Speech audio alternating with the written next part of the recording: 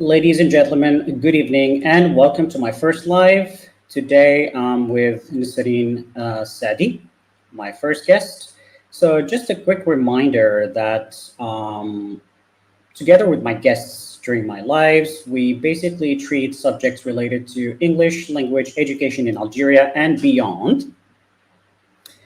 And it's basically a variety of topics related to English language education.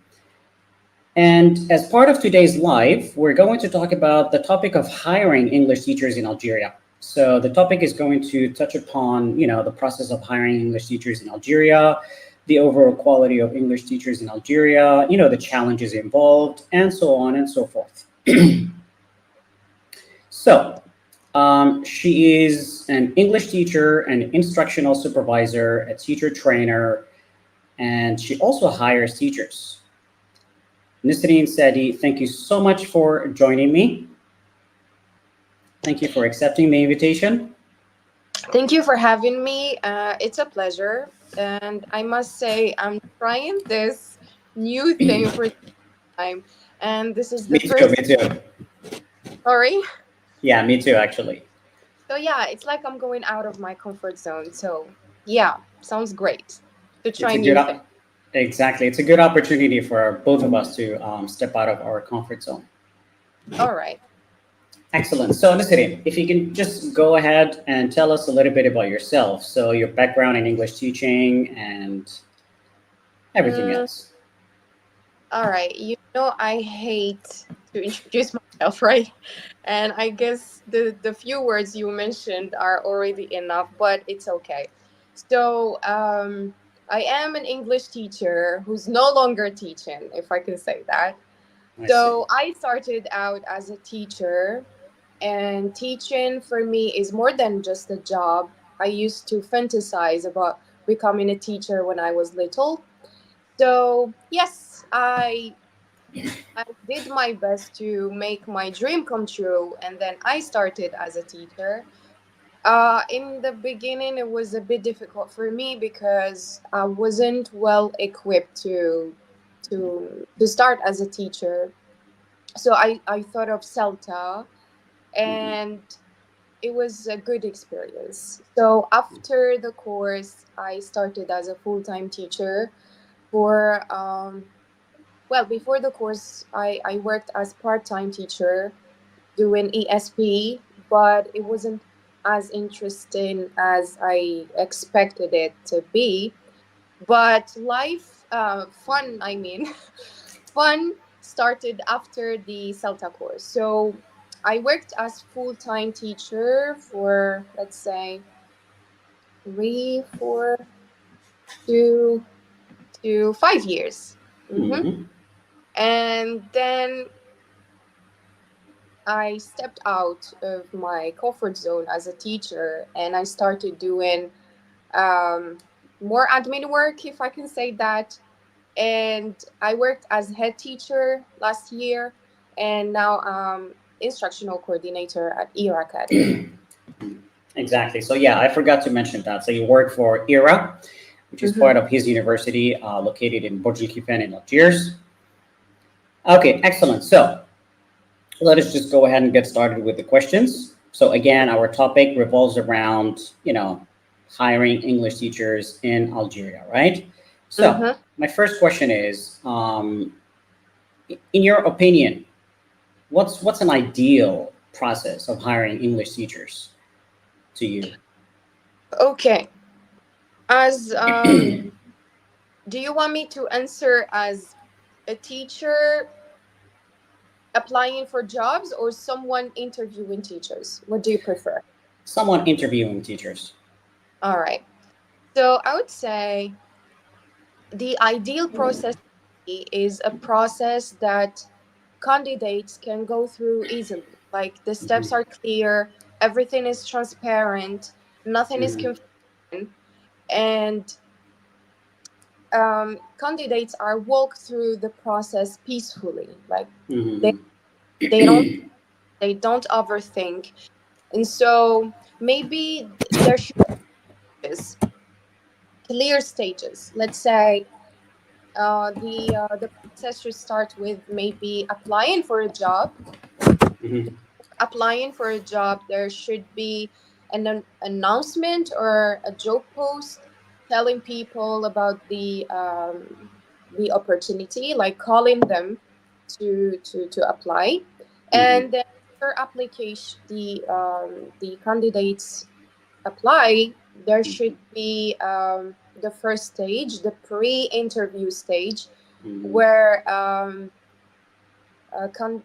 applications are filtered, and then shortlisted candidates are contacted. So after you contact them via email or maybe phone calls, or you just text them, you need to make sure the right person you're trying to reach out to receive the message. So maybe if you send them an email, then you have to make sure they receive the email, and then you might think of calling them just to make sure they received your email.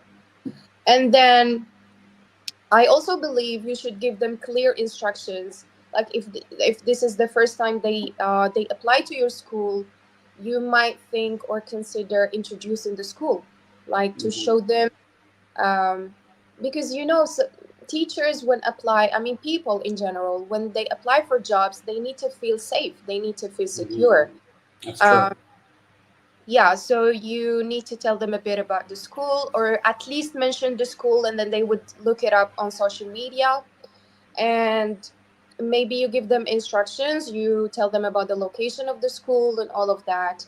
If there are other things they need to be aware of, you need to inform them about everything.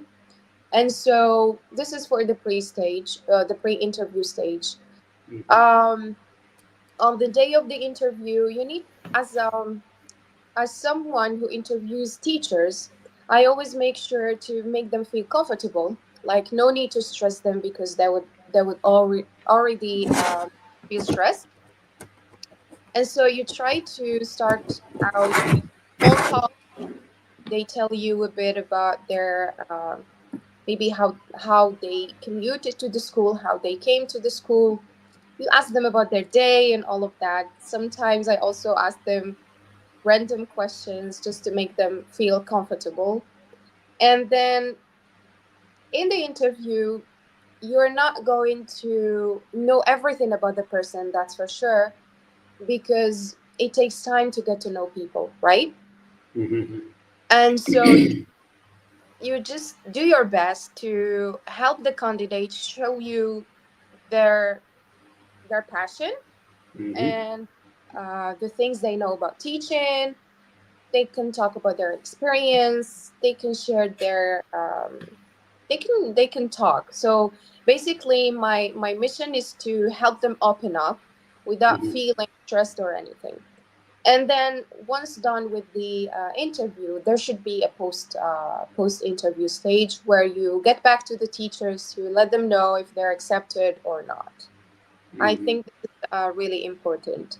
And it also makes the process very clear, professional, and standard, because this is what most schools all over the world do, I'm guessing. Hmm. Very interesting. Very interesting. I really liked it when you talked about transparency. I think it's a really important part of the hiring process, right? Making Hmm. everything transparent, Of just to course, you don't just to have come to. across as professional and Exactly. yeah. So let's talk about the pre-interview stage, and this Hmm. is where you shortlist applicants, candidates, right, for the position. So, what qualities do you look for when you shortlist those candidates? Okay, that's. Let's just focus on the key qualities, okay? Hmm. So, of course, when you have applications, Mhm.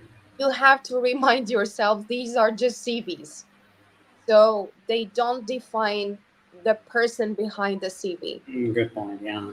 And so what I always tell myself, sometimes people don't have good design skills, like they cannot design good CVs. So most of the CVs don't look appealing to Mhm. the person checking the CVs. So I just check most necessary things, like most important things. Maybe their parcours, like educational journey, Mm-hmm. um, university education. But I don't rely on CVs a lot. Well, they Mm-hmm. help you get to short list, and Mm-hmm. they help you filter, but it's not 100% accurate. So you need to meet the person, chit chat with them, get to know more about them. But to answer your question, I usually look at educational background, like did they do any additional course? Did they do volunteering, for example, even though it's not that important? Um, did they take part in any events or trainings? Mm-hmm. Because sometimes you feel the energy from the CV. Of course, it doesn't tell you. As I said, it's not 100% accurate, but you can feel things. Mm-hmm. Sometimes, like after university, the person switched, like went to other things, That's true. and it might give you impressions, Mm-hmm. impressions about the person. Sometimes you see, like after university, this person spent a lot of time doing other courses, just maybe to improve their skills. Maybe they felt the need Mm-hmm. to go deeper and work on their teaching skills or other skills. Mm-hmm. So all these things like trigger me, and this is how I get to filter and shortlist candidates. I see. I see. Um, so we've got educational qualifications and we've got work experience, right? Mm-hmm. Which is more important in your opinion? All right.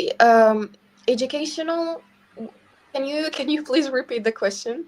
Yeah, I mean, like, to you as a hiring, manager, as a recruiter, as someone who hires English teachers, Mm-hmm. do you put more weight on the candidate's educational qualifications, like, university studies in English, teaching, or CELTA, or on their work experience, like working as English teachers?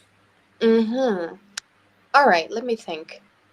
Well, to me, if okay, if by experience we're referring to the number of years, then Hmm. I must say years of experience mean nothing, Hmm. because you can spend like 20 years in a field, Hmm. but you might also come across someone with few years of experience, but they can be more competent, more Mm, that's more interesting. um, you see what I mean.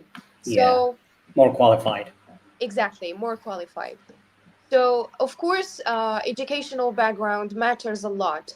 Mm-hmm. Like, you cannot say someone who did BA, for example, and then they stopped, they didn't do any development courses or professional trainings, is better than someone who invested in their professional development. Like, qualifications like CELTA, TESOL require money and Hmm. up to do these courses. Of course, I would value someone who would choose to do these courses more than other people. But again, doesn't mean I won't give chances to people who don't do these courses, because Hmm. again, face to face meetings are going to reveal a lot about these people. And again, this might give a very good impression about these teaching courses, but they mean nothing again. Hmm. So you might also come across candidates with teaching qualifications, but they're not that competent or they're not that passionate. Hmm. But as these are just keywords that you might need to spot them on CVs in order to decide whether to go to the next step with these candidates or not. But again, to answer your question, I don't really, I don't really value number of years of experience. Like numbers are just numbers, and Mm, unless exactly. you work hard and try to make them. Um, I lost the word. Like you need to make sense. Yeah, that's true. I totally agree with you. Yeah. Um, let's talk a little bit about self-talk. Mm-hmm. It's a big thing, right, for English teachers in general. Mm-hmm. And according to my experience, because I have lived abroad, Mm-hmm. CELTA is a lot more significant abroad, overseas, than it is here in Algeria. So I'm It, just curious. I'm just wondering as to what your case is regarding the CELTA course or the CELTA certification you mean abroad they tend to value Celta more than? here in Algeria. Yes. Maybe you disagree. Well, okay. So Celta or TESOL or TEFL, at the end of the day, they're just businesses, right? But the good thing about these teaching qualifications is that they will allow you to learn things in a very um, short period of time. Hmm. Will teach you about things. They teach you things, sorry, in a very accelerated manner. So these are full time courses done in, let's say, a month, and then very you become qualified as a teacher. But Yeah. again, we we should not look at them as something that would, for example, yeah, it's true that it gives you access to more opportunities, but again, these are just like entry level trainings, if I can say. Hmm. And Yeah, then you need to work harder after these courses that's to true. to deepen your knowledge about teaching. That is So true. Yeah. that is not everything. It's just a key that helps you get more opportunities. And Hmm. through that, I learned a lot of things on the course, a lot of practical tips, useful teaching methodologies, and everything. But you shouldn't stop after the CELTA or any teaching qualification. Hmm. Actually, your experience starts after you're done with the course, because you Exactly. go to the classroom, try to put into practice all the things you learn, and then you need to interact with a whole community of teachers, learn from them, attend other professional development courses, and you develop, because Hmm. learning process is a lifelong process. So uh, the end of a course doesn't mark the end of a learning journey. Yeah, I can imagine. All right, excellent. So let's just go ahead and take a short break, Miss Fien. Mm-hmm. Okay.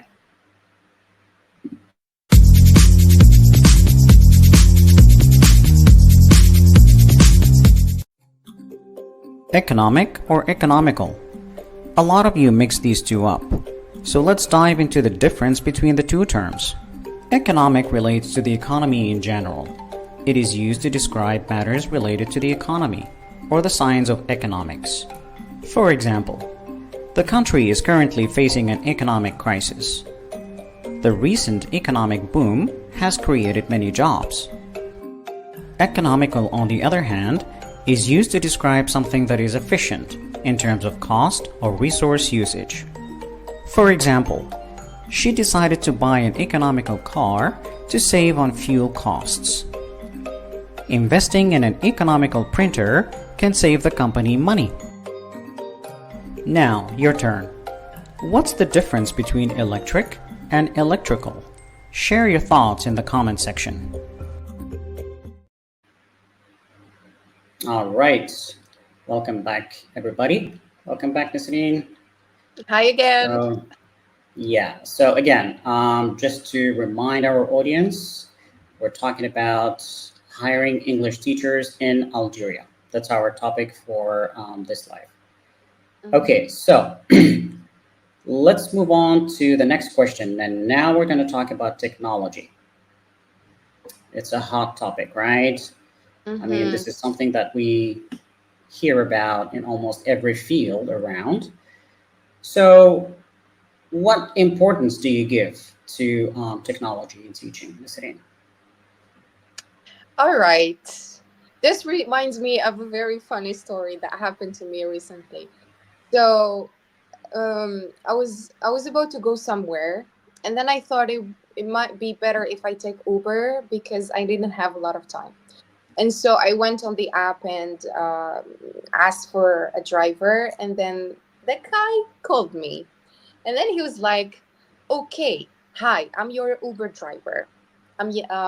Just not to mention the name of the app, So that's the and then reason why you're saying Uber, right? Yeah, yeah, because exactly. there's no Uber in Algeria. We don't have Uber, we have other things. Okay, so and then he was like, "Okay, can you help me to get to your location?" And then that was surprising because, dude, how come you ask for directions and all you need to do is just to follow the road on the map? And then I Exactly. asked, "Don't you have my location on the maps?" Hmm. And then he was like, I do, but it would be better if you help me out." And then I said, Sorry, I don't have time for that. And I'm not listening to your story. I'll just call another driver." And then he felt mad. So I called another driver and he could follow the instructions on the maps. And I managed to go to my destination. Destination, yeah. So the idea I'm trying to convey is that it's not a problem if you cannot use devices, Hmm. but I guess the problem is that um, you are resisting learning and you Hmm. adapting to change, That's and right. you're not being flexible.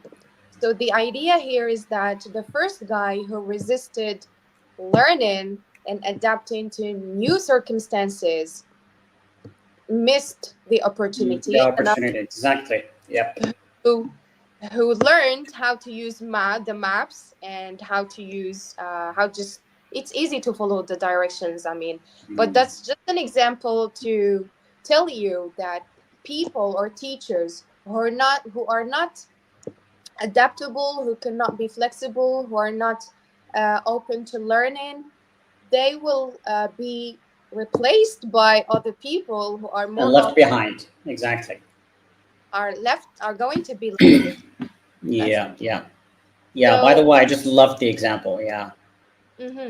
So you need to be open, and even if things are being incorporated in other classrooms, are being used by other teachers, there's nothing wrong with asking. Like it's totally fine to go and ask someone to teach you how to use these platforms, AI devices, um, ICT tools. So I believe teachers should be more flexible because every day there's something new happening in the world, and so you need to be up to date with all these changes taking All place. right. Excellent. Okay, excellent. So we're going to have a quick quiz. Okay. So the purpose of this quiz, Nasreen, is just for the audience to know more about you on a more personal level. Okay. Right, So I get posed. I I'm need just to be gonna, yeah. Don't worry. Very simple questions. I'm just gonna fire questions rapidly, about 10 questions, okay. and answer as fast as you can. Okay. I'll do my best.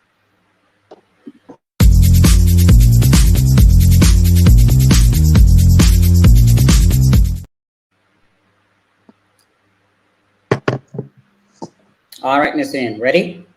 Mm-hmm. Ready? Excellent. So, what's the first thing you do in the morning? Wake up. Okay.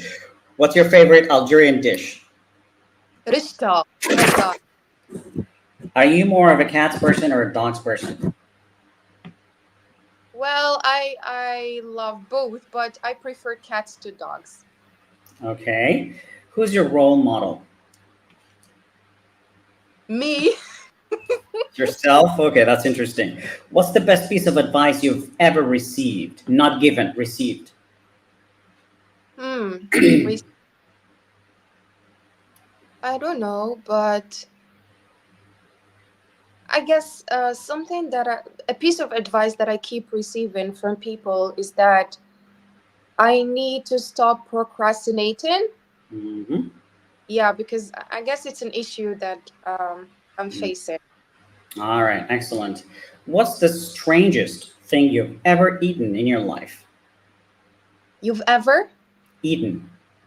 eaten? Yep. Hmm. You know what? I don't. I'm not a risk taker when it comes to food. I either know what's in my food or I just don't try it. Fair enough. Fair enough. So, where would you want to live if you didn't live in Algeria? Mm, wow. I would say the Arctic. Wow, I was not Yes. expecting that answer. Or anywhere. Let Cold, me. Cold. Yes. Freezing. freezing. All right. If okay, if you could have any superpower, what would it be? Oh. Mm, maybe becoming transparent from time to time, like having Okay. the option of being visible and invisible from time to time. Hmm, that sounds a bit suspicious. All right. So, what's one thing you really want to do before you die? Huh. That's oh, never thought about that. Uh, maybe doing something not great, but something that would benefit people. Let's All say maybe right. book or Okay. something like that. Fair enough. And the last question, where would you prefer to spend your free time, home or outside? Mm. Well, I would say both, depending on the mood. Depending on the mood. Yes, I would agree on that. Yeah, exactly. Okay, so that's the end of the quiz. Thank you so much. I like your answers. Thank you. So, how did it go? How did you feel? Good. I mean, not Good? too scary quick. I All right. managed to. So that's Not too that's fast, not too quick. no, that was okay. All right, excellent. So, before we wrap up, maybe we can ask one more question, last question. So, in your opinion, Hmm. what needs to be done in order to improve the process of hiring English teachers in Algeria? Improving the hiring process in Algeria. To be honest, I cannot tell because I haven't tried different hiring processes. You Mhm. know, um, but I would just say, please, guys, try to make the process transparent and don't confuse candidates. Like, Mhm. be honest with them, help them, walk them through the process, and just be there to help them out, sorry, if they have any questions, or maybe um, I don't know, give them clear instructions, get back to them after the interview, help them before the interview, be nice to them on the day of the interview. And that's it. They're just people, human beings. Um, just just consider recruiting as a networking opportunity. Be nice to them, and that's it.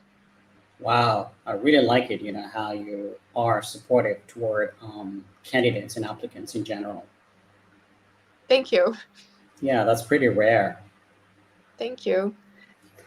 All right, so we come to the end of this live. So just a quick reminder, we talked about the topic of hiring English teachers in Algeria, and Mm-hmm. with my guest Nesrine Sadi. So she's an English teacher. She's an instructional supervisor, a teacher trainer, and she also hires teachers, English teachers at ERA Academy. Mhm. Thank you so much, Nisrine, for joining me. Opportunity. It was super quick. I was Yeah, stressed in the beginning, but it was fun. I mean, see, it's not that bad when you try new things. And thank you again for the invitation. my Hope to see pleasure. you on Yeah, other we'll live. have another opportunity. Exactly. Yeah. Allah. All Thank right. you. Thank you, Nisrine. Thank you, everybody. Thanks for your attention and see you next time. Bye Take bye. care. Bye.